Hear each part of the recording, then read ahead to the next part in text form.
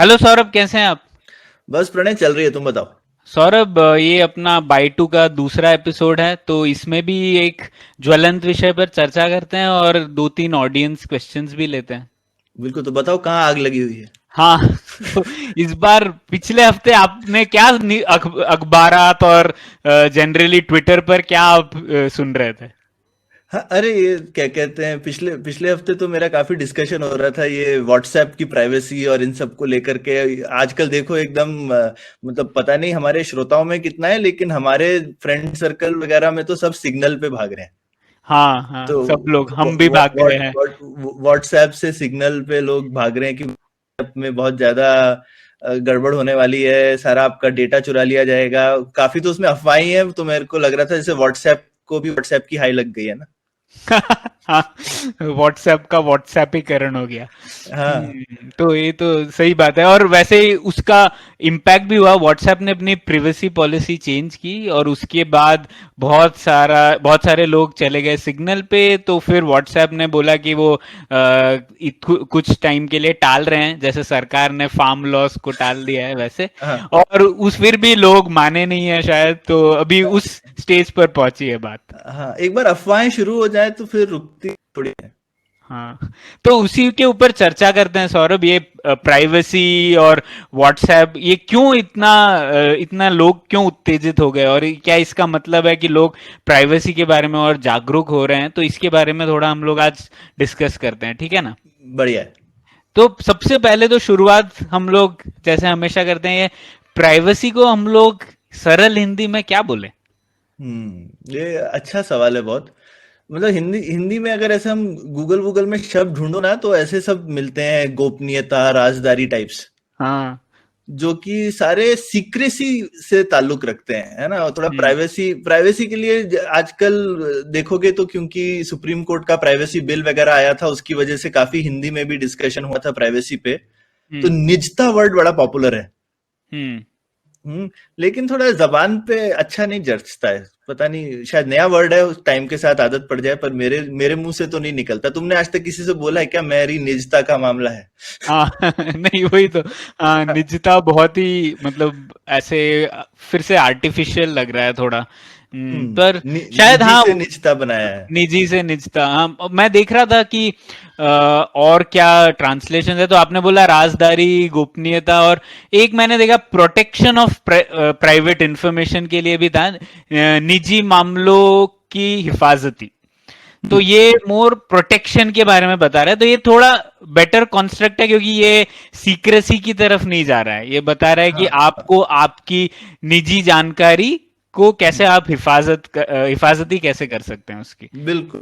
लेकिन हम्म। अगर वो निजी वर्ड भी देखो ना, जैसे मैंने देखा कुछ लोग ऐसे बोलते हैं, भाई ये हमारा निजी मामला है, आप बीच में दखल अंदाजी मत कीजिए, ऐसा कुछ लोग बातचीत में यूज करते हैं। हम्म। लेकिन ज्यादा पॉपुलर शब्द होता है कि ये हमारी आपस की बात हम्म। हम्म। है ना। हम्म। मुझे लगता है कि आपस की बात से जो वर्ड निकलेगा, शायद हम्म। नया वर्ड बनाना पड़े, हम्म।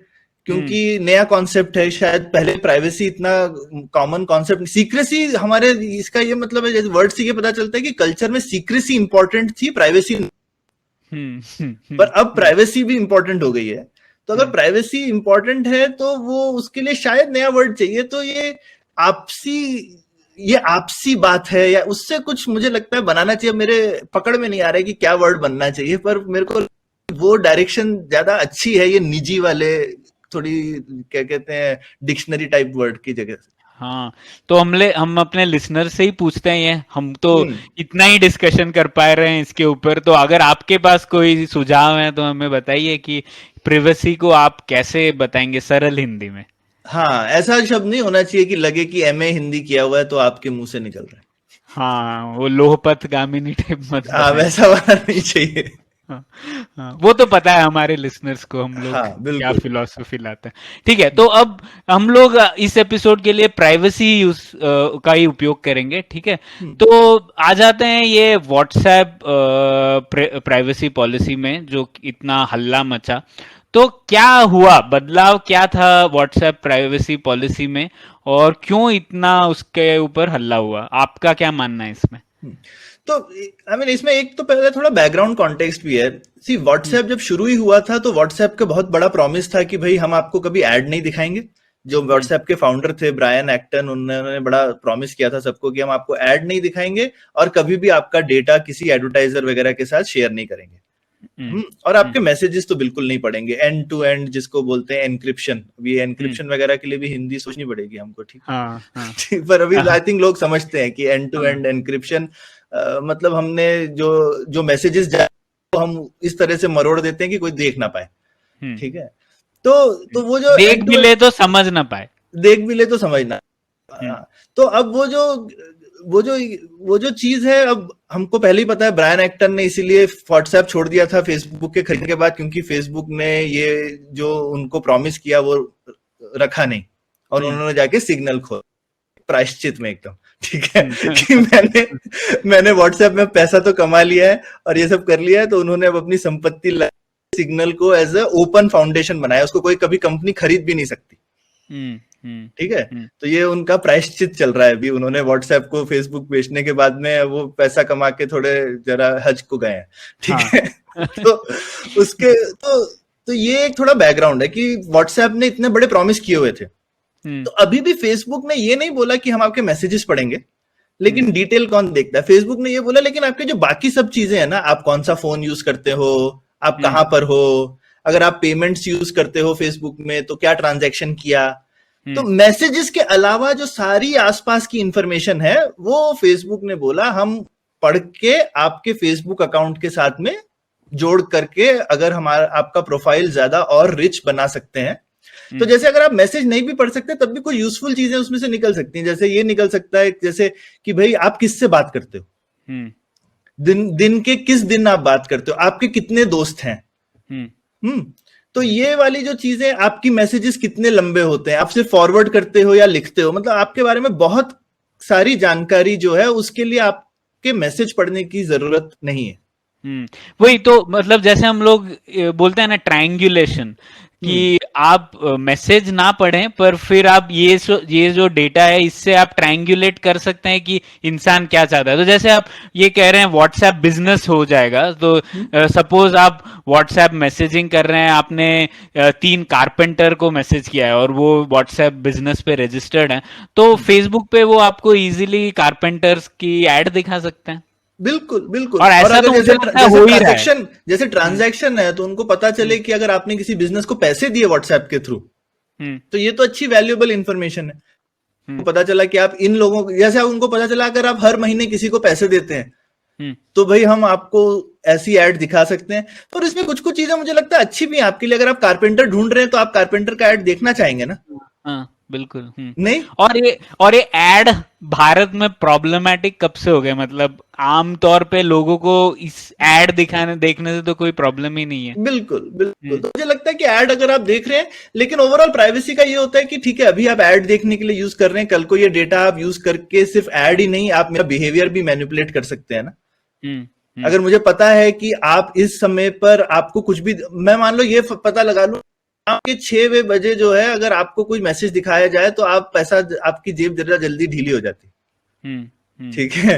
तो उस समय कारपेंटर का नहीं, ज्वेलरी का ऐड दिखाता हूं आपको, ठीक है।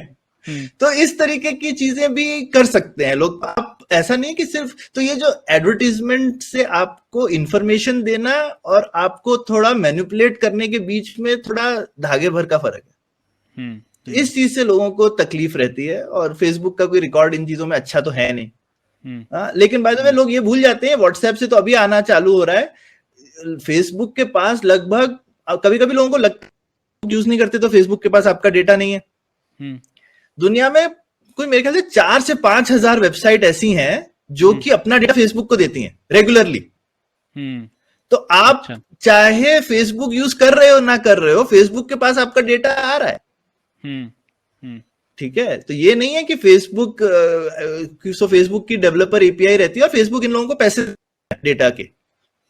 तो आप हो सकता है कोई और, आप जियो यूज करते हो या आप शायद सिर्फ अर्बन लैडर यूज कर रहे हो या बिग बास्केट यूज कर रहे हो, यूज कर रहे हो, और अगर उनका फेसबुक के साथ में पीछे से कॉन्ट्रैक्ट है तो वो फेसबुक को पीछे से आपका डेटा दे सकते हैं। तो ये ऐप क्योंकि फेसबुक ओन करता है तो हमको दिख रहा है, लेकिन और जो 3-4 हजार साइट से जो पैसा उनके पास इंफॉर्मेशन जा रहा है, उनके पास शायद जो आप रोकना चाहते हैं वो ऑलरेडी है, और काफी जगहों से।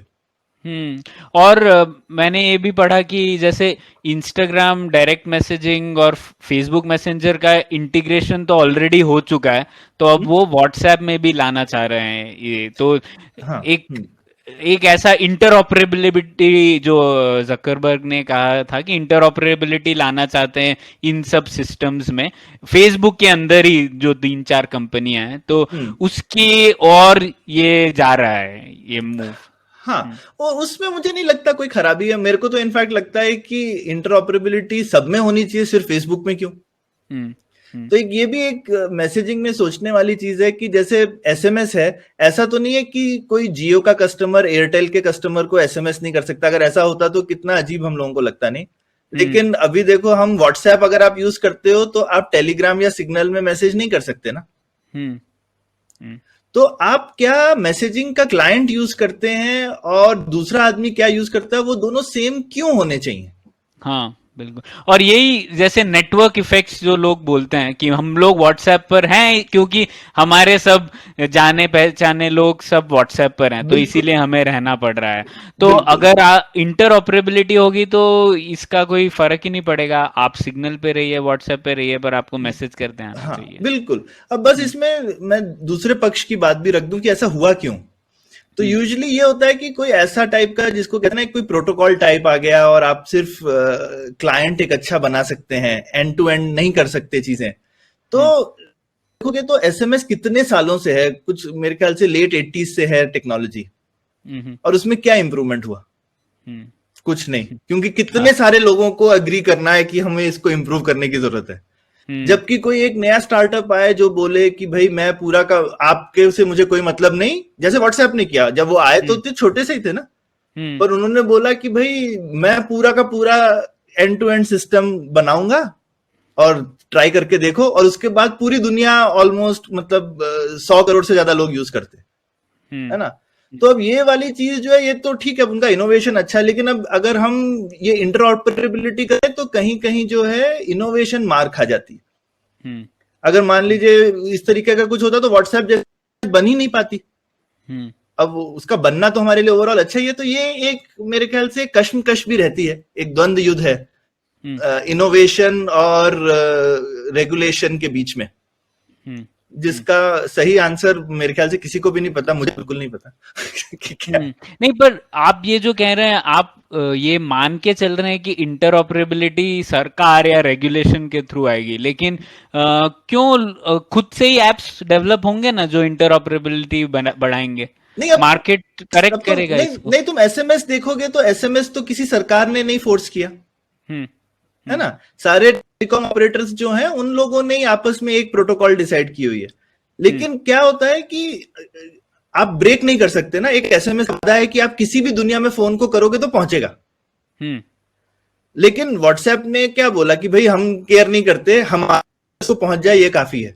अब मान लो मैं वो फटाफट से 2 टिक दिखाना चाहता हूं, ब्लू हो गए, डबल हो गया, सिंगल हो गया, ये सब एसएमएस में करना कितना मुश्किल था पहले। ऐसा नहीं है उसमें रीड रिसीट और ये सब नहीं था, लेकिन आसान नहीं था। तो इसके लिए ये, अब इस टाइप की चीज आप करें तो आपको पूरी दुनिया के टेलीकॉम ऑपरेटर्स को वेट करना पड़ता है कि सब लोग अपना सॉफ्टवेयर पहले तो अपग्रेड करें, माने अपग्रेड करने के लिए, फिर आगे कुछ होगा। तो ये तो बड़ा मुश्किल काम है ना। तो फिर ऐसे कैसे इनोवेशन होगा, इसी में बात है। इसलिए फर्क नहीं पड़ता बाय द वे कि स्टैंडर्ड जो होते हैं कभी कभी चाहे सरकार ने डाले हो चाहे कंपनीज खुद डाल लें, लेकिन अक्सर इनोवेशन को रोक भी देते हैं। ठीक है। तो अब वैसे ये इतना जो हल्ला गुल्ला हुआ इस बार, अब 2-3 साल पहले ही चले जाइए, लोग तो इस बारे में बात भी नहीं कर रहे थे ना। मतलब कि प्राइवेसी है, ठीक है, फ्री में मुझे मिल रहा है ना इन्फॉर्मेशन, तो क्यों, क्या प्रॉब्लम है, उस टाइप का नैरेटिव था। लेकिन हम लोगों ने नैरेटिव्स की बहुत बार बात की है पुलियाबाजी पे, पर मुझे लगता है नैरेटिव्स का बहुत महत्व रहा है इस स्टोरी में भी। 2-3 नैरेटिव्स हैं इसमें। एक तो जो प्राइवेसी बिल और फिर सुप्रीम कोर्ट कोर्ट का जो जजमेंट था कि right to privacy, right to life का हिस्सा है, तो एक वो चीज हुई, ठीक है। और अब सरकार को डेटा प्रोटेक्शन बिल भी लाना है, वो अभी तक नहीं लाए हैं, पर ये एक हुआ चीज। फिर आने एक वाला है। हाँ, जीडीपीआर हुआ यूरोपियन यूनियन में। जैसे आपने देखा है व्हाट्सएप प्रिवेसी भी यूरोपियन यूनियन के लोगों को पर लागू नहीं है, क्योंकि हाँ, उन्होंने बिल्कुल जीडीपीआर बिल्कुल। तो आप यूरोपियन है तो आपको ये लागू, आपको अग्री नहीं करना पड़ेगा इन टर्म्स पे, पर बाकी देशों को अग्री करना। तो एक ये नैरेटिव हुआ है पूरे विश्व में कि प्राइवेसी और मेरी जो इंफॉर्मेशन है वो जरूरी है और मैं किसी और को नहीं देना चाहता, ये प्रोटेक्शन होना चाहिए, ठीक है। तो एक ये नैरेटिव बदला। दूसरा एक नैरेटिव हुआ है बिग टेक के खिलाफ, है ना। पूरे विश्व में अब ऐसे बिग टेक को एकदम खतरनाक बिजनेस वाले लोगों जैसा देख रहे हैं, जो लोगों का शोषण कर रहे हैं, ऐसा नैरेटिव बना है। तो एक वो भी आया। और तीसरा मुझे लगता है सरकार से ही डर बढ़ा है लोगों का। लोगों को लग रहा है अब कि सरकार इंफॉर्मेशन अलग अलग रूप से उपयोग कर सकती है।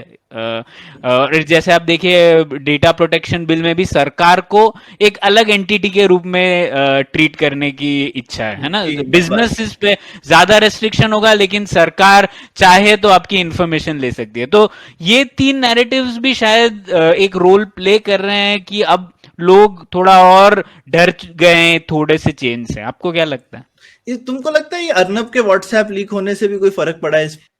हाँ, पर उसका वो व्हाट्सएप लीक तो बाद में हुआ ना, ये सिग्नल पे माइग्रेशन पहले ही हो लेकिन चुका था। हाँ, नहीं, लोग शुरू किए थे यूएस में, मैं कह रहा हूँ हिंदुस्तान में लोगों पे फर्क पड़, जबकि अर्नब का व्हाट्सएप लीक थोड़ी हुआ, वो तो मतलब उसके फोन में से लिया है, किसी ने बीच में से पढ़ा नहीं है, कौन ये सब डिटेल देखता है ना। हाँ ठीक है, अर्नब का तो किसी ने उसके फोन में से ले करके कोर्ट में सबमिट किया और डॉक्यूमेंट्स जो है वो पब्लिक हो गए। ठीक है, वो एक अलग मामला है कि भाई किसी की निजी मामले को अगर आप कोर्ट में सबमिट करो तो वो पब्लिक होना चाहिए कि नहीं, ये बात है, वो भी एक इम्पोर्टेंट विषय है। पर एनीवे, लेकिन लोगों के दिमाग में तो यही है ना कि अर्नब व्हाट्सएप में था तो लीक हो गया। हाँ वही तो, ये क्यों बन रहा है ऐसी बात? हाँ? इसीलिए बन रही है क्योंकि ऑलरेडी इंट्यूशन एक माहौल ऑलरेडी बना हुआ है इसका कि भाई हाँ वो ठीक है। और खासकर फेसबुक का तो काफी इविल कैरेक्टर वाला इमेज बनी गया है मेरे ख्याल से। फेसबुक थोड़ी गड़बड़ चीज है। और फिर अब लोगों का व्हाट्सएप, जबकि लोग सेम कंपनी का ओनरशिप है, लेकिन लोगों को ऐसा लगता है व्हाट्सएप भरोसे की चीज है और फेसबुक अब उसमें कुछ कर रहा है। और मेरे ख्याल से काफी कुछ ये शुरू तो यूएस से होता है। यूएस में ये हुआ इलॉन मस्क की वजह से। इलॉन मस्क ने बोला चलो सिग्नल, ठीक है। जैसे इलॉन मस्क ने बोला चलो सिग्नल, तो यूएस में जितने भी टेक कम्युनिटी थी उन्होंने तो बोल दिया चलो सिग्नल। तो शुरुआत वहां से हुई है। उसके बाद में लेकिन ये है कि हिंदुस्तान में भी उस चीज का इतना फर्क पड़ रहा है, मतलब पहले तो मुझे उम्मीद नहीं थी, लेकिन शायद सब कड़ियां कहीं ना कहीं से जुड़ी हुई हैं। क्योंकि शायद जो भारतीय रहते हैं यूएस में, वो अपने परिवार को बोलते हैं कि अरे कर लो, ये तो अच्छा नहीं है। लोगों को लगता है ये टेक्नोलॉजी में सेक्टर में काम करते हैं, इनको पता ही होगा ये क्या बोल रहे हैं, तो चलो हमको शिफ्ट कर लेना चाहिए। हाँ, और सब लोग तो जुड़े हुए हैं ना। एलोन मस्क को तो भारत में ही उसके करोड़ों फॉलोअर्स होंगे, बिल्कुल बिल्कुल यहाँ वहां पर। तो वो तो अब तो हम लोग रेडिकली नेटवर्क सोसाइटी में है ना, मतलब हम लोग तो जुड़े हुए हैं जहाँ रहते कहीं भी हो। तो उस वजह से भी एक फैलाव बहुत तेजी से हो रहा है। तो आपके हिसाब से क्या सुझाव होना चाहिए इसका? नहीं, मेरे हिसाब से तो इसमें मुझे लगता है कि मेरी भी कोई बहुत ज्यादा समझ नहीं है इस मामले में। मैं सच बताऊं प्रणय, तो मैं कंफ्यूज ही रहता हूं, क्योंकि जैसा मैंने बोला इसमें काफी सारे, अगर आप बिल्कुल ही अपना डेटा किसी के साथ शेयर नहीं करोगे तो काफी सारी सर्विसेज हैं जो हम पसंद हैं वो भी काम नहीं करेंगी। तो ऐसा नहीं है कि बिना डेटा दिए काम चलता है ना। डेटा हमारा, अब गूगल सर्च हम सबको पसंद है वो, लेकिन गूगल सर्च इसलिए इतना अच्छा है ना क्योंकि गूगल इतना सारा डेटा यूज करता है। तो हमको काफी चीजें जो पसंद है वो इसीलिए काम करती हैं क्योंकि हम अपना डेटा शेयर करते हैं। लेकिन यही है कि डेटा शेयर करने के खतरे भी हैं। अब मेरे को लगता है कि इसके लिए मेरे को प्राइवेसी एक्टिविस्ट अच्छे लगते हैं। कभी कभी होता है कि शायद दोनों टाइप के लोग होने चाहिए और जहां पे बीच में बात सेटल हो जाए वो ठीक है। ठीक है, तो मेरे को लगता है इसमें मैं उस मामले में विश्वास रखता हूँ कि सारे पक्ष होने चाहिए, सबको लड़ाई करना चाहिए और कोई हेल्दी कॉम्प्रोमाइज निकालना चाहिए। तो ये शायद अभी अच्छा ही हुआ है जो व्हाट्सएप के ऊपर प्रेशर पड़ा, और फिर व्हाट्सएप को सोचना पड़ेगा कि भाई हम मनमानी टाइप नहीं कर सकते हैं, वरना अभी शायद वो छोटी सी चीज कर रहा था, वो देखेगा कि यूजर्स केयर ही नहीं करते हैं तो कल को बोलेगा मैं और कुछ करूंगा, है ना, लोग रुकते भी तो नहीं है ना फिर। अभी जबकि शायद जो अभी हुआ वो तो मेरे ख्याल से जरूरी नहीं था, लेकिन स्टिल अच्छा है कि हुआ। किसी को भी अपने यूजर्स को फॉर ग्रांटेड नहीं लेना चाहिए, और अगर ये इस टाइप का है और यूजर से दबाव पड़ने से उनको अपनी पॉलिसी बदलनी पड़ रही है तो बहुत अच्छी बात है ओवरऑल मेरे ख्याल से।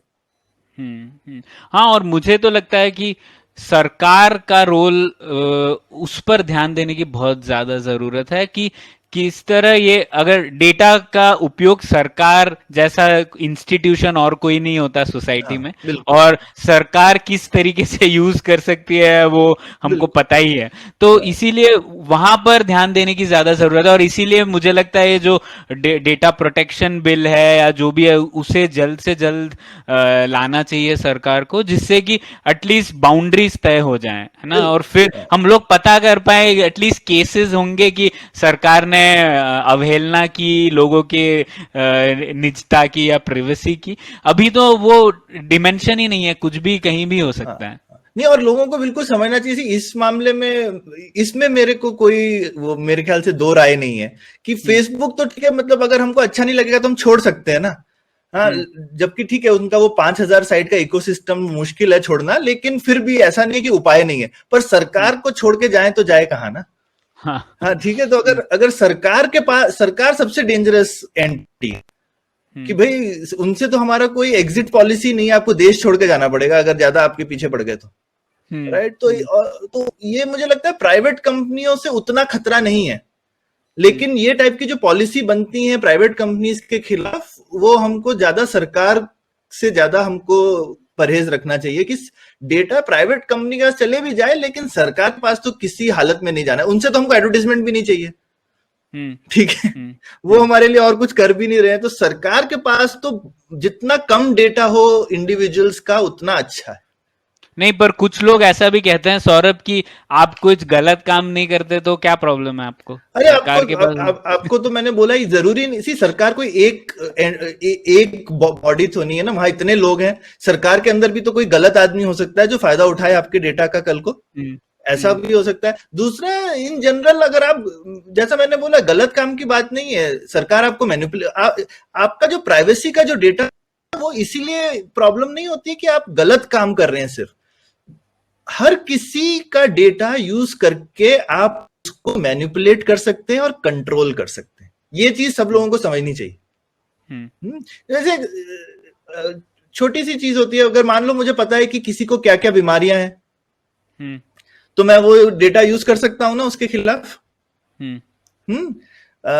अगर मेरे को मालूम है तो इसलिए हेल्थ डेटा के लिए तो लोग बहुत ज्यादा पर्टिकुलर रहते हैं, डेटा तो बिल्कुल प्राइवेट होना चाहिए, क्योंकि हेल्थ डेटा को तो आप काफी ज्यादा मिसयूज कर सकते हैं। लेकिन जो बाकी डेटा भी हमको लगता है कि वो जो तो थोड़े से टेढ़ी खोपड़ी वाले होते हैं ना, वो डेटा को देख के आपको बताएंगे कि वो आपको कितना मैनिपुलेट और कंट्रोल कर सकते हैं डेटा यूज करके। हमको कभी किसी तिकड़मी को लाना चाहिए पुलियाबाजी में, जो कि लोगों को डराए थोड़ा सा उनके डेटा के लिए क्या कर सकता है। ये होना चाहिए सौरभ, हम लोग किसी को लेकर आते हैं इस पे डिस्कशन के लिए। ठीक है, चलो तो आज हम अपने ये आज बाई2 को जरा हम बाई2 लेवल पे रख के अब लिसनर क्वेश्चंस पे पहुंचे। हाँ, नहीं, उससे पहले आपने माइग्रेट किया क्या व्हाट्सएप से? आपने छोड़ दिया व्हाट्सएप की? नहीं यार, कहाँ हम, मतलब व्हाट्सएप हिंदुस्तान में व्हाट्सएप के बिना क्या चाह रहा है। अभी व्हाट्सएप की जगह मेरे पास व्हाट्सएप भी है, टेलीग्राम भी है, सिग्नल भी है। मेरी भी यही हालत है, तीनों चीजों पर है। पर आपने एक कुछ सजेशन दिए थे, जैसे कुछ लोग हैं जो ब्रिजेस बना रहे हैं ना, जिसमें कि आपके पास सिग्नल होगा लेकिन वो इंटरऑपरेबल करने के लिए मार्केटिंग सॉल्यूशन ढूंढ रहे हैं। हमने डिस्कशन किया इंटरऑपरेबिलिटी वाला, तो वो जैसा मैंने बोला आई थिंक अब करना चाहिए। तो ये रेगुलेशन और इनोवेशन का मैंने बोला आपस में जो तकरार है, उसमें शायद हमेशा ये सोचने वाली बात है कि शायद अब सिस्टम मैच्योर अगर हो गया है, अब तो पिछले 10 साल से कोई इनोवेशन दिखा नहीं, राइट, इसमें तो हम्म। अब ये कभी कभी सही टाइम होता है जब अब रेगुलेशन आकर के प्लेयर्स आपस में ही बोल सकते हैं कि हम इंटरऑपरेबिलिटी ले आएंगे, जैसा फेसबुक कर रहा है हम्म। अपने इकोसिस्टम में, वो ट्राई कर रहा है, गूगल हम्म। ट्राई कर रहा है एक आरसीएस नाम का प्रोटोकॉल सारे हम्म। एंड्रॉयड सिस्टम्स में, जैसे आईफोन में आई मैसेज है, वो ट्राई कर रहा है कि अगर वो आरसीएस सिस्टम हो तो एंड्रॉयड फोन पे जितने भी मैसेंजर हैं वो आरसीएस प्रोटोकॉल यूज करके आपस में एक दूसरे से बात कर सकते हैं। तो इस तरह से अलग अलग लोग ट्राई कर रहे हैं अलग अलग चीजें, और शायद ये सही टाइम है ट्राई करने का। उसके बाद फिर कोई आदमी लेकिन निकलेगा, शायद अगर कोई 10 साल बाद एक और मैसेजिंग का इनोवेशन होता है, वहां पे कोई फिर से प्रोटोकॉल ब्रेक करके कुछ बनाएगा, तो ये गाड़ी और सिलसिला चलता रहता है। पर मुझे लगता है ये सही टाइम है इंटरऑपरेबिलिटी का सोच के लिए। और ये 4-4 5-5 मैसेंजर रखने की जगह आप बोले यार मेरे पास एक ही है, तुमको जो यूज करना है वो तुम यूज करो, मुझे जो यूज करना है वो मैं यूज करूंगा। नहीं, और जैसे जितने लोग इतने अलग अलग इकोसिस्टम में बढ़ जाएंगे तो एक इंसेंटिव हो जाएगा इनोवेटर्स को कि वो ब्रिजिंग वाले कंपनीज बनाए वो या प्रोडक्ट लेकिन वो बड़ा मुश्किल है प्रणय, भी इनमें से जो है ना, जो ये बड़े बड़े लोग हैं वो कभी छोटी स्टार्टअप के साथ में कोऑपरेट नहीं करते। तो कोई भी अगर नई स्टार्टअप या कुछ बनाएगी इस टाइप का ब्रिज का सिस्टम, तो वो फेसबुक बोलेगा मैं तुमसे क्यों बात करूं, गूगल बोलेगा मैं तुमसे क्यों बात करूं। तो या तो एक तरीका ये है कि गूगल और फेसबुक आपस में किसी समझौते पे आ जाए, किसी वजह से, चांस कम है लेकिन ऐसा हो सकता है कि गूगल, फेसबुक, एप्पल, तीन ही बड़े प्लेयर हैं इस फील्ड में, और सिग्नल शायद अगर वो भी आ जाए तो, राइट। तो अगर इस टाइप के कोई बड़े प्लेयर आ जाए तो एक ये तरीका होता है। दूसरा है कि कोई बड़ी सरकार आके बोले भाई करना ही है तुमको। उसके अलावा मुझे आई मीन करंटली मेरे को और कोई चारा तो नहीं दिखता। ठीक है। और वैसे इससे बहुत और जुड़े हुए सवाल है, जैसे बिग टेक पर ही एक एपिसोड होना चाहिए, हम लोग किसी और एक्सपर्ट को भी लेकर आएंगे क्योंकि इस पर भी बहुत सारी चर्चा का विषय है और अलग अलग मार्केट फेलियर हैं, अलग अलग सुझाव हैं सरकार की तरफ से, तो उसके ऊपर चर्चा और किसी दिन करेंगे। अब आ जाते हैं ऑडियंस सवाल पर। दो लिसनर सवाल देते हैं सौरभ। तो एक सवाल था, कृष्णा ने भेजा है हमें ईमेल पर, और वो ये पूछना चाहते थे कि क्या हमारे जनरल पब्लिक पॉलिसी में डिजाइन विशेषज्ञों को शामिल किया जाता है, अगर हाँ तो इसके कुछ उदाहरण आप दे पाएंगे तो खुशी होगी, और अगर ना तो क्यों नहीं। तो वो कह रहे थे जैसे सिस्टम थिंकिंग, डिजाइन थिंकिंग, ये सब चीजों को पॉलिसी में इसका प्रयोग होता है या नहीं। इसके ऊपर आप कुछ कहेंगे सौरभ?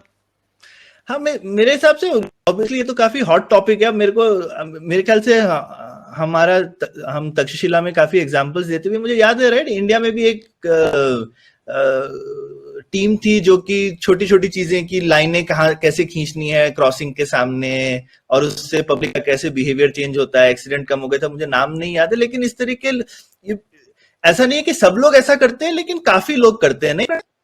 हाँ, तो मतलब ये थोड़ा ज्वलंत विषय पूरे विश्व में, और जैसे एक नज यूनिट है यूके में, डेनमार्क काफी कुछ कर रहा है इसके ऊपर कि कैसे बिहेवियर को लेकर पॉलिसी डिजाइन की जाए। लेकिन मैं कुछ उदाहरण दूंगा, जैसे डिजाइन थिंकिंग में कुछ स्टेप्स होता है ना, एम्पथाइज, आइडिएट, फिर डिजाइन, फिर टेस्ट, प्रोटोटाइप एंड टेस्ट, ऐसे कुछ स्टेप्स रहते हैं, नॉन लीनियर प्रोसेस रहता है। तो आप देखेंगे जैसे पायलट जो करते हैं हमारे पॉलिसी में, वो उसी का उदाहरण है ना। जैसे एलपीजी वाली जो डायरेक्ट बेनिफिट ट्रांसफर स्कीम थी, वो पहले एक डिस्ट्रिक्ट या 2 डिस्ट्रिक्ट में ही हुई थी, हमारे मैसूरू डिस्ट्रिक्ट में भी हुई थी। तो वो एक उदाहरण है जहां पर उन्होंने प्रोटोटाइप किया, टेस्ट किया, पायलट स्कीम, और फिर वो लोगों ने होपफुली सीखा होगा कुछ और फिर चेंजेस इंप्लीमेंट किए। तो ये एक उदाहरण हो गया। दूसरा जो स्वच्छ भारत अभियान है, उसमें काफी कुछ इंप्लीमेंट हुआ था। एक बहुत फेमस फिलोसोफर है क्रिस्टीना बिकियरी, उनकी काफी एक किताब है सोशल नॉर्म्स के ऊपर। तो उन्होंने फाइंड किया था कि जो ट्रेंड सेटर्स है किसी भी कम्युनिटी में, अगर उन लोगों का बिहेवियर चेंज करे तो पूरी कम्युनिटी में लोग बदल जाते हैं और नए बिहेवियर को अडॉप्ट करते हैं। तो उन्होंने ये फाइंड किया था और इसका प्रयोग स्वच्छ भारत अभियान में भी हुआ है। तो इसके ऊपर कई सारे पेपर्स भी हैं, हम लोग शेयर करेंगे लिंक में। तो ये दूसरा उदाहरण है जहां पर मुझे लगता है डिजाइन थिंकिंग का प्रयोग हुआ है। लेकिन ओवरऑल हम लोग देखें जो सिस्टम्स थिंकिंग होती है जैसे रीइंफोर्सिंग लूप की, हम लोग देखते हैं किसी भी पॉलिसी का काफी अनइंटेंडेड रिजल्ट भी होते हैं। तो उसका तो हम लोग को पता पड़ रहा है कि सिस्टम थिंकिंग लोग नहीं प्रयोग कर रहे हैं हमारी कई पॉलिसीज में। तो मुझे लगता है बहुत रास्ता तय करना है इस क्षेत्र में, लेकिन ये जागरूकता तो है कि डिजाइन थिंकिंग लानी है, लोगों के साथ एम्पथाइज करना है। और आप तो जैसे सौरभ कहते रहते हैं कि कई सारी पॉलिसी स्टार्टअप्स और स्टार्टअप फाउंडर्स और छोटे बिजनेसेस से तो कभी भी एम्पथाइज नहीं करती। तो बिल्कुल हम बिल्कुल। लोग काफी दूर हैं उसमें, लेकिन शायद ये जागरूकता बढ़ रही है और पूरे विश्व में लोग अब ये सोच रहे हैं। एक और उदाहरण देख लीजिए तो अब काफी जो एक ड्राफ्ट पॉलिसीज रिलीज होती हैं अभी, वो भी एक ही है कि फीडबैक लेना है लोगों का और फीडबैक के बाद पॉलिसी में बदलाव लाना है। तो वो भी एक डिजाइन थिंकिंग का ही माध्यम है जो शायद और अब पॉपुलर होता जा रहा है।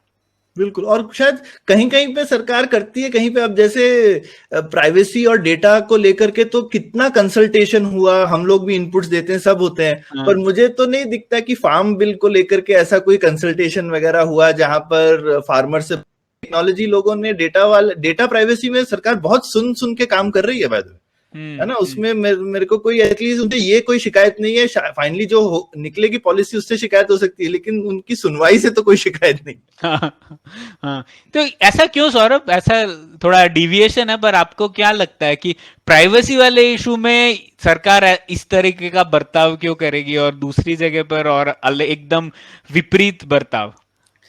मेरे को कहीं पे लगता है कि एक कुछ चीजें शायद ऐसे एलीट इशू हो जाती हैं कि ये हम जैसे कुछ लोग ज्यादा बहुत इनके बारे में चिंता करते हैं वगैरह, और हम तो सड़क पे जाके मोर्चा वोर्चा भी नहीं करेंगे, हम क्या ईमेल ईमेल लिखेंगे, ट्विटर पे गाली देंगे, इससे ज्यादा हम लोगों ने क्या करना है। तो ये मुझे लगता है थोड़ी लो स्टेक जिसको बोलते हैं ना पॉलिसीज हैं सरकार के पॉइंट ऑफ व्यू से। और उसमें सरकार को लगता है कि ये हमको टेक्निकली अच्छी पॉलिसी बनानी चाहिए, उनको लगता है ये नई चीज है, एक तो एग्जिस्टिंग भी नहीं है, तो एक नई चीज उनको भी पता नहीं है, उनको भी काफी कॉन्फिडेंस, मैं देखता हूँ कि उनमें भी जेन्युइन इच्छा दिखता है ब्यूरोक्रेट्स वगैरह में कि यार ये हमको भी पता नहीं है, हमको भी बताओ कि हम कुछ मिस तो नहीं कर रहे हैं। ये फार्मिंग वगैरह को सबको लगता है मुझे भी पता है क्या करना है, सभी को पता है हिंदुस्तान में कि क्या करना है इसमें, है सरकार में तो सभी को पता ही है। और पुराना इशू है, हमको तो 20 साल से पॉलिटिकल विल की कमी थी, चलो साइन किया खत्म, ठीक है हो गया। तो कहीं कहीं पे मुझे लगता है ये पुराना वर्सेस नए इशू की एक बात है। पुराने इश्यूज में मुझे लगता है थोड़ा अलग तरीके का बर्ताव रहता है, जहां पॉलिटिशियंस को लगता है हमें पता है क्या करना चाहिए, हमको पूछने की जरूरत नहीं है। और शायद उनको लगता है कि जिन लोगों से हम पूछ रहे हैं ये पढ़े लिखे नहीं है ज्यादा, इनसे हम क्या डिस्कशन कर लें। जबकि ये टेक्नोलॉजी वाली चीजें नहीं है, उनको भी खुद को कम कॉन्फिडेंस है, थोड़े ज्यादा पढ़े लिखे लोग इन्वॉल्व हैं इसमें, थोड़ा डायनेमिक्स जरा थोड़ा, मुझे सिर्फ पढ़े लिखे नहीं बोला चाहिए, किस एक पढ़े लिखे है, थोड़े ये टेक्निकल टाइप के लोग जो है, क्योंकि फार्मर्स भी बहुत सारे पढ़े लिखे हैं ही, लेकिन उनके साथ में आप क्या कहते हैं नीति आयोग के अंदर में एयर कंडीशन रूम में बैठ करके सेमिनार नहीं करते हैं ना, ऐसा एक्सपेक्टेशन नहीं करना चाहिए पर नहीं करते, है ना। उनके साथ में आदत नहीं है कि भाई आप एक पावर पॉइंट प्रेजेंटेशन लेकर आ जाइएगा, एक थोड़ा एक अलग सा वर्क कल्चर है इस टाइप के कंसल्टेशन का।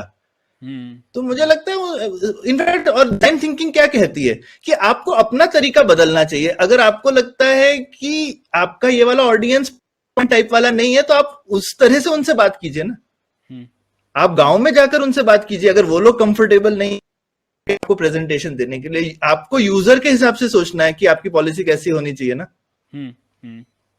भले ही पॉलिसी जो बना रहे हैं उससे उनको नुकसान हो रहा हो, लेकिन आप उनका पक्ष समझ के शायद उसको नुकसान को मिनिमाइज कीजिए। जैसे ये वाली पॉलिसी में फार्मर से आप कुछ लेने ही वाले हैं, पर शायद तरीका हो सकता है ना लेने का। अब जैसे एलपीजी पॉलिसी एक अच्छा एग्जांपल है, अगर सीधे सिर्फ सरकार एलपीजी का दाम बढ़ा देती तो नहीं चलता, लेकिन उन्होंने देखा ना कि हम अगर अकाउंट में पैसे देते हैं इस तरह से और दाम बढ़ाते हैं तो लोगों में एक्सेप्टेंस आएगा। थोड़ा टेस्ट किया 2-3 डिस्ट्रिक्ट में, जैसा तुमने बोला, वैसे ही फार्म पॉलिसी भी आप एक स्टेट में टेस्ट करके कर सकते थे ना, क्यों नहीं कर सकते? बिल्कुल, है ना, सीख सकते हैं कि आप एक छोटे स्टेट में करके देख लीजिए, जो यहाँ पे स्टेट गवर्नमेंट भी अगर आपकी है तो आप ट्राई कर लेते ना, वहां पे बिहार में ट्राई कर लेते, गुजरात में ट्राई कर लेते, 2 साल चला लेते, जो सीख मिलती है उसके बाद आप सब जगह करते हैं। बिल्कुल। तो सारांश में कृष्णा डिजाइन थिंकिंग का प्रयोग हो रहा है, धीरे धीरे बढ़ रहा है, और काफी कुछ करने की और जरूरत है। ठीक है, तो और अगले सवाल की ओर बढ़ते हैं सौरभ। राघव ने एक सवाल किया था कि will our fiscal deficit hurt in the future. तो जैसे हम लोगों की सरकार की आमदनी कम है और खर्चे ज्यादा हैं, तो ये जो डेफिसिट है आमदनी और खर्च में, ये हमें नुकसान देगा कि नहीं, इसके ऊपर उनका सवाल है। आप कुछ कहेंगे इस पे? हाँ, नहीं, पहले तो आमदनी खर्चे के बीच में जो शायद डेफिसिट है वो रेवेन्यू डेफिसिट होता है, और नहीं नहीं, फिस्कल डेफिसिट, पूरी आमदनी और पूरे खर्चे के बीच में डिफरेंस फिस्कल डेफिसिट फिस्कल होता है। डेफिसिट ही है। जो रेवेन्यू अकाउंट में डिफरेंस होता है उसे रेवेन्यू उसे डेफिसिट डेफिसिट कहते हैं। ठीक। हमारे यहाँ दोनों डेफिसिट है। हम मतलब इसका मतलब यह है कि दिन दिन के का जो काम है सरकार का, वो चलाने के लिए हमारे पास, हमारी सरकार के पास आमदनी उतनी नहीं है, तो हम लोग दिनों दिन लोगों को सैलरी देने के लिए भी डेफिसिट कर रहे हैं, मतलब बोरो कर रहे हैं, और किसी से बैंकों से या फिर फॉरेन इन्वेस्टरों से पैसा ले ही रहे हैं सरकार। ठीक ठीक। पर जितना मेरे को अभी समझ में आता है, आई मीन खासकर इसमें, खासकर जो करंट सरकार है उसने काफी डेफिसिट को कंट्रोल में ही रखा हुआ है। तो मुझे नहीं लगता है कि अगर बाकी से कंपेयर किया जाए तो हिंदुस्तान का फिस्कल डेफिसिट कोई बहुत खराब है। परसेंटेज मुझे इतने नहीं याद सौरभ, नहीं, मैं तो ऐसा बिल्कुल आपको ऐसा नहीं बिल्कुल लगता? सहमत क्या नहीं, लगता है? नहीं, क्योंकि बोलो। एक तो जो नंबर रहता है फिस्कल डेफिसिट, तो इसकी शुरुआत कहाँ से हुई? 2002-3 में एक FRBM एक्ट आया, fiscal responsibility and budget management act. वो मुझे लगता है भारत की पूरी नीतियों में से एक काफी एनलाइटेंड पॉलिसी आई, क्योंकि सब सरकारों ने ये अग्री किया, स्टेट गवर्नमेंट और यूनियन गवर्नमेंट ने, कि हमें डेफिसिट नहीं रखना चाहिए। तो कैसे हुआ ये भी इसके ऊपर शोध होना चाहिए, किताबें लिखी जानी चाहिए इस पे, क्योंकि बहुत सारे लेसन होंगे इसमें। खैर, लेकिन उसमें लोगों ने ये माना कि हमें 3% फिस्कल डेफिसिट की ओर बढ़ना चाहिए, तो ये काफी पॉजिटिव था। लेकिन उसका क्या नतीजा हुआ होगा आपको लगता है? इससे एक ये हुआ कि लोगों ने काफी जो एक्सपेंसेस थे वो ऑफ बैलेंस, ऑफ बजट हो गए, है ना? तो जैसे रोहित के साथ भी हम लोगों ने एपिसोड किया था कि कैसे PSU को उसका उपयोग हुआ जा रहा है, और अभी हम लोग देख रहे हैं कि बजट के जस्ट पहले सरकार ने बोला PSU को कि ज्यादा डिविडेंड दे दो हमको। तो ऐसे काफी चीजें होती है। और जो फूड कॉर्पोरेशन ऑफ इंडिया है उसको हम लोग पेमेंट नहीं देते, अगले साल पुश कर देते हैं क्योंकि कैश बजटिंग होती है वगैरह। तो जो फिस्कल डेफिसिट का नंबर हम देख रहे हैं वो असली नंबर नहीं है, और कितना बड़ा नंबर है वो भी हमें आइडिया नहीं है। काफी लोगों ने रिसर्च किया, वो 3% नहीं 5-6% की ओर है, सिर्फ यूनियन गवर्नमेंट का। तो मतलब और इस सरकार का भी कोई परफॉर्मेंस इस पर अच्छा नहीं रहा है। ओह अच्छा, सिर्फ इधर से उधर करने में अच्छा रहा है। हाँ, इधर छुपाने में अच्छा रहा है, पर एक्चुअल रियलिटी नहीं है। और इस बार कोविड-19 के बाद तो फिस्कल डेफिसिट बढ़ेगा ही, और शायद इस टाइम तो जरूरत भी है, क्योंकि हमें इकोनॉमी को वापस किक स्टार्ट करना है, तो वो ठीक है। लेकिन फिस्कल डेफिसिट के बारे में मैं ये कहूंगा कि कुछ चीजें ध्यान में रखनी है। सिर्फ कितना बड़ा फिस्कल डेफिसिट है वो सिर्फ वहीं पर बात नहीं रुकनी चाहिए। फिस्कल डेफिसिट का प्रयोग किस चीज के लिए हो रहा है वो भी बहुत जरूरी है।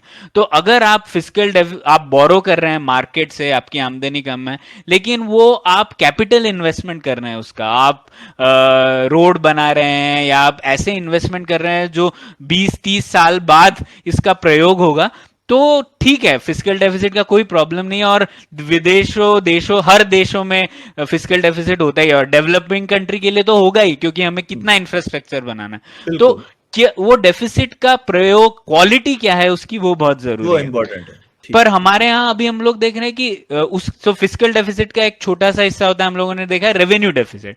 तो हम लोग ये क्या बोरो कर रहे हैं दिनों दिन सरकार चलाने में, लोगों की सैलरी और पेंशन देने में, अगर वो हो रहा है तो बहुत बुरी बात है ना? तो एक तरीके से ये कह रहे हैं हम लोग आगे की पुश्तों से पैसा बोरो कर रहे हैं, और आज आपको आज सैलरी दे रहे हैं ना, तो ये चोरी हो गई, चोरी हम्म, आगे की पुश्तों से चोरी हो गई। जरूर। इसीलिए कॉन्सेप्ट होता है इंटरजेनरेशनल इक्विटी का, है ना। मतलब हम लोग चाहते हैं कि हम लोग आगे की पुश्तों से चोरी ना करें और बराबरी रखें। वरना तो हम एक, उनको उनके ऊपर हम उधारी छोड़ जाएंगे।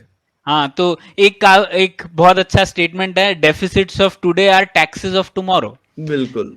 है ना। तो अगर आप आज आपकी आमदनी कम है, मतलब आप कहीं से उधार ले रहे हैं, वो उधार कौन देगा? आगे की जनरेशन देंगे ना। तो बिल्कुल, और या तो आज, टैक्स होगा कल का, या इन्फ्लेशन होगी कल की, क्यों आपको नोट छापने पड़ेंगे वरना। हाँ बिल्कुल। और इस देख लीजिए सौरभ, आज के बजट में भी, अभी बजट आने वाला है कुछ ही दिनों में, आप देखेंगे सबसे बड़ा कंपोनेंट सरकार के एक्सपेंडिचर में इंटरेस्ट है। कम से कम हर एक रुपए में से 25 पैसे सरकार इंटरेस्ट दे रही है पिछले लोन्स का। पिछले लोन्स का। तो वो अगर वो 25, 30, 40, 50 हो जाए तो फिर सरकार तो और चीजें नहीं कर पाएंगी ना। बिल्कुल बिल्कुल। तो डेफिसिट पे ध्यान रखना बहुत जरूरी है। और एक और इसका इफेक्ट होता है क्राउडिंग आउट। मतलब अगर सरकार ही है जो बोरो करने लगे, और बैंक्स तो सरकार को ही देना चाहेगी क्योंकि सरकार एक ऐसी सेफ है, हाँ। एंटिटी है जो हमेशा रहेगी। तो अगर सरकार बोरो करने लगे तो बैंक्स फिर कॉरपोरेट्स को लेंडिंग नहीं करती, और कॉरपोरेट्स नहीं लेंडिंग करी तो प्राइवेट इन्वेस्टमेंट नहीं होगा, प्राइवेट इन्वेस्टमेंट नहीं होगा तो फिर इकोनॉमी बढ़ेगी ही नहीं आगे। तो ये भी बहुत बड़ा इफेक्ट होता है। इसे हम लोग कहते हैं क्राउडिंग आउट ऑफ इन्वेस्टमेंट। तो वो भी ध्यान रखने की जरूरत है। तो इसमें एक ही इसका अंत में इसी तरीके से करूंगा। एक मार्टिन फेल्डस्टीन का बहुत अच्छा लेक्चर है आरबीआई लेक्चर्स में, मैं लिंक शेयर करेंगे हम। तो उसमें उन्होंने बोला था डेफिसिट मोटापे की तरह है। अच्छा। मतलब कैसे? मोटापा होगा, आप देखते हैं आपका वेट बढ़ रहा है, लेकिन आपको कोई अर्जेंसी नहीं होती उसे सॉल्व करने की, है ना। पर बाद में आपको कोलेस्ट्रॉल होगा, आपको और प्रॉब्लम हो गए, तभी आप रियलाइज करेंगे कि अरे ये तो बहुत बड़ा प्रॉब्लम था। तो उन्होंने कहा कि ये मोटापे की तरह है फिजिकल डेफिसिट, ध्यान रखो अभी, नहीं तो बाद में पछताओगे। पछताओगे। अच्छा। हाँ। चलिए, तो ये तो छोटा सवाल था पर गहरा सवाल था। हाँ। गहरा जवाब। ठीक है। बढ़िया। तो सौरभ, ये बाय टू एपिसोड यहीं पे खत्म करते हैं। और भी बहुत सारे सवाल है लिसनर्स के, हम लोग धीरे धीरे आगे के बाय टू एपिसोड में इस पर चर्चा करते रहेंगे। तो ये एपिसोड यहीं पे खत्म करते हैं। बिल्कुल। और श्रोताओं से रिक्वेस्ट है कि नए सवाल भेजते रहिए, बहुत अच्छा लगता है। और आजकल हम इंस्टाग्राम और ट्विटर दोनों पे एक्टिव हैं, तो प्लीज दोनों पे हम लोगों हमारे शो पे लाइक कीजिए या कमेंट कीजिए, जिस तरह से भी हमको रीच करना चाहते हैं कीजिए।